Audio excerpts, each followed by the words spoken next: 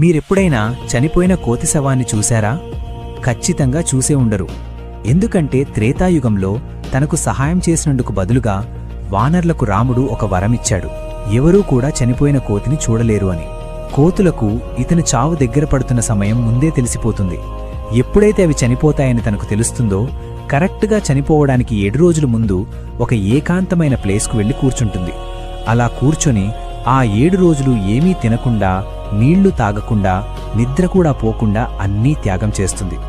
అలా కొంచెం కొంచెంగా తన శరీరం పనిచేయడం మానేస్తుంది. మెల్లగా తన ఆత్మ శరీరం నుండి బయటికి వెళ్ళిపోతుంది. ఆ తర్వాత తన శరీరం మెల్లగా డీకంపోజ్ అయి భూమిలో కలిసిపోతుంది. ఒకవేళ ఏదైనా ప్రమాదంలో లేదా కరెంట్ స్టో కొట్టడం వల్ల ఒక కోతి చనిపోతే మిగిలిన కోతులు ఆ చనిపోయిన కోతిని దూరంగా ఎవరూ చూడని ప్లేస్కు తీసుకెళ్లి విడిచిపెడతాయి. చనిపోయే చివరి టైంలో కోతులు ఆ శ్రీరాముణ్ణి తలుచుకుంటూ చనిపోతాయి. దీనికి కారణం మళ్లీ జన్మలో అవి ఏదో ఒక రూపంలో జన్మించకుండా ఆ శ్రీరాముడిలో కలిసిపోవాలని. ఈ విషయం తెలుసుకున్న తర్వాత మీ దగ్గర కొంచెం టైం ఉంటే జై శ్రీరామ్ అని కామెంట్ చేయండి. ఇది అందరికీ తెలిసేలా ఒక లైక్ చేయండి.